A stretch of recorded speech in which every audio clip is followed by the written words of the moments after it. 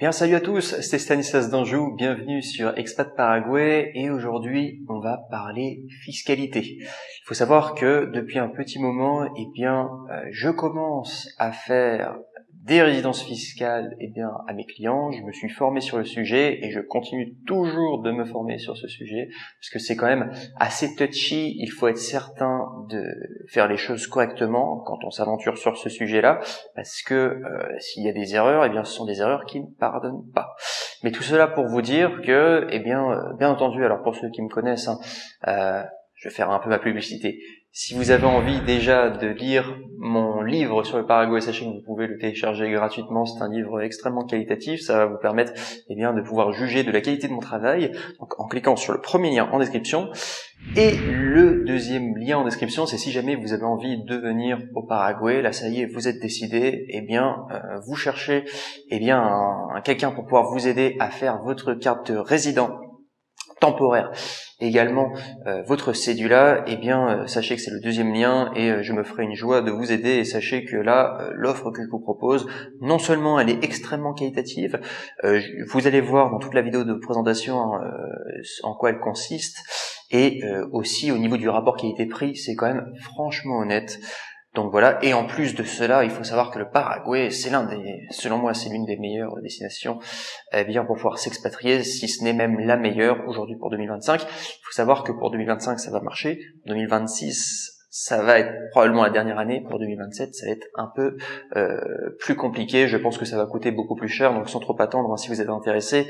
Et c'est pas pour tirer la sonnette d'alarme, mais faites quand même attention. Lancez-vous vraiment parce qu'après ça sera plus possible. Bref, et oui, donc je voulais vous dire que les conditions pour pouvoir devenir résident fiscal au Paraguay, donc non seulement il faut avoir fait sa carte de résident temporaire donc pour pouvoir résider au Paraguay, après il va falloir faire sa cédula donc qui est une carte d'identité paraguayenne. Donc là sur ces deux points, je vous aide parce que je suis expert du sujet, ça fait plusieurs personnes que j'accompagne. Et ensuite, il faut que vous fassiez ce qu'on appelle un numéro RUC, Registro Único del Contribuyente, pour pouvoir commencer à payer vos impôts au Paraguay et donc du coup, par conséquent, être considéré comme résident fiscal paraguayen. Mais le problème, et c'est pour ça qu'on en parle aujourd'hui dans cette vidéo, le Paraguay n'a pas signé de convention de non-double imposition avec la France et avec de nombreux autres pays. Et dans cette vidéo, je voulais répondre à cette question, est-ce que c'est un problème ? Et donc je suis là pour vous rassurer, pour vous dire que non, ce n'est pas un problème, et parce qu'il y a énormément de personnes qui m'ont posé cette question-là, et vous inquiétez pas, à ce sujet-là, il n'y a pas de problème, parce qu'en fait, à quoi sert la convention de non-double imposition ? Ça vous sert à ne pas être doublement imposé dans deux pays donnés. Je vous donne un exemple. Admettons, vous décidez de devenir résident fiscal en Thaïlande, par exemple. Vous avez une activité économique en Thaïlande, vous payez vos impôts, etc. en Thaïlande. Donc vous allez régénérer des revenus, etc. C'est pour éviter que, en plus de payer vos impôts en Thaïlande, que vous payez aussi vos impôts en France. Ça serait le problème. Donc que vous soyez doublement imposé. Donc forcément, quand vous voulez avoir une bonne imposition, payer moins d'impôts, vous voulez pas être doublement imposé. Vous voulez être juste à minima être imposé à seulement une seule destination. Donc du coup, ça peut faire peur en tout cas le Paraguay parce qu'il n'a pas signé de convention de non-double imposition avec la France. Donc concrètement, ça voudrait dire que vous pourriez faire votre résidence fiscale au Paraguay, mais toujours vous retrouver à payer vos impôts en France. Sauf que, il faut savoir que le risque de double imposition, il n'aura pas lieu. Pourquoi ? Il faut savoir qu'au Paraguay, leur système d'imposition est un système d'imposition territorial. Et donc ça veut dire quoi ? Ça veut dire que tout ce qui est généré à l'extérieur du Paraguay n'est pas taxé. C'est comme une immunité que vous avez, comme un bouclier. Tout ce qui est à l'extérieur du Paraguay, on oublie, ça n'existe pas aux yeux de la fiscalité paraguayenne. Donc si jamais par malheur vous seriez considéré toujours comme, malgré que vous ayez bien fait votre résidence fiscale au Paraguay, que vous soyez toujours considéré comme résident fiscal français, sachez que dans tous les cas, même si vous êtes en théorie doublement imposé, en réalité vous allez juste payer vos impôts en France, vous allez payer vos impôts au Paraguay. Maintenant, bon, j'imagine si vous avez fait votre résidence fiscale au Paraguay, c'est pour ne plus être résident fiscal en France, bien entendu. Donc, qu'est-ce que je vais vous préconiser là maintenant? Eh bien, ça va être tout simplement de faire le maximum pour couper le cordon avec la France et pour être à 100% considéré comme résident fiscal au Paraguay. Et qu'est-ce que ça implique? Il y a plusieurs choses que vous pouvez faire. Alors déjà, non seulement donc déjà faire tous vos papiers au Paraguay, voilà. Comme je vous ai expliqué, carte de résident temporaire, c'est dû à également devenir résident fiscal. Faire également la transition, parce qu'il faut savoir que administrativement parlant, si vous avez bien fait tout comme il faut votre imposition au Paraguay, il faut quand même avertir la France que vous êtes désormais résident fiscal au Paraguay. Il y a également le système de jours qu'il faudra compter. C'est pour vous dire qu'il ne faudra pas que vous passiez la majorité de votre temps en France et plus de temps en France qu'au Paraguay, ça c'est un problème. Également aussi toujours conserver votre résidence principale en France, faites très attention. Également aussi faites très attention si vous avez toujours votre femme, par exemple une personne avec qui vous êtes marié, ou votre homme, qui soit toujours en France mais que vous êtes au Paraguay, ça peut paraître suspect aux yeux du fisc et ils peuvent vous pénaliser et vous considérer comme du coup résident fiscal français du coup par rapport à ça.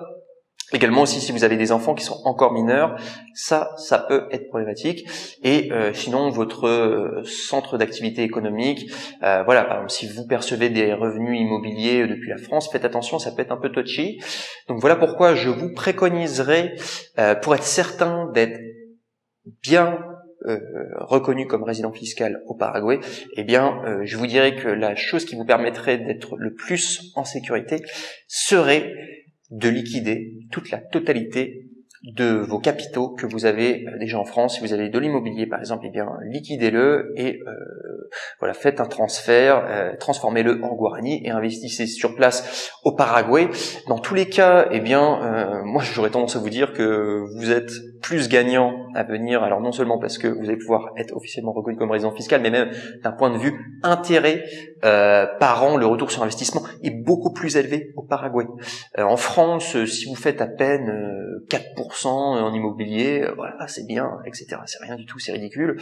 Quand vous êtes dans des pays avec une croissance économique qui est très élevée, des pays en développement notamment, le Paraguay est considéré comme un pays vraiment avec un développement qui est très fort. Faire des revenus avec un retour sur investissement à 10% annuel, c'est très courant ici au Paraguay. Donc vous allez avoir de fortes chances, et là je parle que d'immobilier, je vous parle pas d'autres business que vous pourriez faire, etc. Donc bref, voilà pourquoi. Pour répondre à la question, est-ce que c'est un problème, cette question de non-double imposition, non, qui n'a pas été signé avec la France et le Paraguay, non, sachez que c'est pas un problème. Et je vous dirais même que c'est un avantage, parce qu'en fait, ça rend le Paraguay encore plus opaque. Il faut savoir que le Paraguay est réfractaire à de nombreuses institutions, de nombreuses organisations, comme le CRS, pour ceux qui connaissent le Common Reporting Standard, ils en font pas partie. Donc pour ceux qui savent, un Common Reporting Standard, c'est pour pouvoir faire en sorte que les banques aient accès à diverses informations. Donc vous concernant en tout cas, donc sachez que c'est beaucoup plus discret en tout cas au Paraguay. Il y a tout ce qui est aussi CBC pour ceux qui connaissent ou FATCA. Là il faut savoir qu'au Paraguay ils n'ont pas signé tout cela, en tout cas ils en font pas partie encore pour le moment, et je crois que ça va probablement se maintenir dans cette direction. Il faut savoir que l'économie au Paraguay, pour une grande partie, je crois que c'est plus de 40%, est considérée comme informelle. Donc ça veut dire quoi? Ça veut dire que la grande partie en tout cas des business ici au Paraguay, c'est fait au black. C'est-à-dire que tout passe sans déclarer les impôts, tout passe par le cash, etc. C'est très simplifié, c'est très aussi, j'aurais presque tendance à vous dire, c'est presque primitif. Ici, c'est vraiment l'économie comme elle devrait être à la base, sans que l'État vienne y mettre ses pattes dégueulasses dans la transaction. Pour pouvoir après jeter votre argent par la fenêtre, parce que c'est ce qu'ils font dans la plupart des cas. Quand vous faites taxer, l'argent est très très mal utilisé après derrière. Moi au bout d'un moment j'en ai marre. Au début je trouvais que c'était noble de payer mes impôts, etc. Quand on réfléchit à ce qu'ils font de notre argent derrière, il lui manque totalement de respect. Voilà pourquoi il y a de plus en plus de personnes qui ne veulent plus payer leurs impôts. Donc voilà pourquoi cette question de convention de non-double imposition par rapport à la France, Paraguay par exemple, est-ce que c'est un problème? Je suis là pour vous dire que non. Voilà, en tout cas j'espère que je vous aurai éclairé sur ce sujet-là.